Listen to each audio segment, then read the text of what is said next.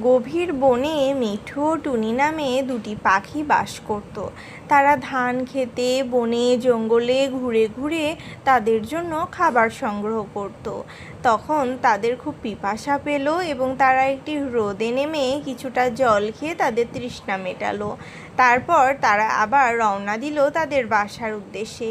পথে টুনির কি ভীষণ চিন্তা, আমার বাচ্চারা ভালো আছে তো, ওদের কোনো বিপদ হলো না তো।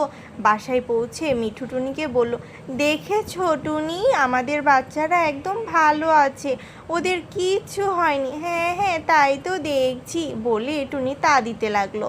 কিছুদিন পরে তাদের বাচ্চারা ডিম ফুটে বের হওয়ার সময় হলো। টুনি মিঠুকে বলল, দেখো না মিঠু, আমাদের বাচ্চারা বের হওয়ার সময় হয়েছে। এই খুশির সংবাদটা তারা তাদের বন্ধুদেরকে বলল এবং তাদেরকে বাচ্চাদেরকে দেখতে আসার জন্য আসতে বলল। তারপর কিছুদিন পরে তার বাচ্চারা ডিম ফুটে বাইরে বের হলো এবং মিঠু ও টুনি তাদেরকে দেখে খুবই খুশি হলো এবং আদর যত্নে তাদেরকে লালন পালন করতে লাগলো, মুখে তুলে খাইয়ে দিতে লাগলো। তারপর বাচ্চারা কিছুটা বড় হয়ে গেল। হঠাৎ বৃষ্টি শুরু হলো। বৃষ্টি দেখে মিঠু ও টুনি তো খুবই দুশ্চিন্তায় পড়ে গেছে। হায় হায়, বৃষ্টি শুরু হয়েছে, এখন কি হবে? তখন তারা তাদের ডানা মেলে তাদের বাচ্চাদেরকে আগলে রাখার চেষ্টা করলো, যেন তাদের গায়ে কোনো বৃষ্টির জল না পড়ে, কারণ বৃষ্টির জল পড়লে তাদের ছোট্ট বাচ্চাদের তো ঠান্ডা লেগে যাবে, তাই না?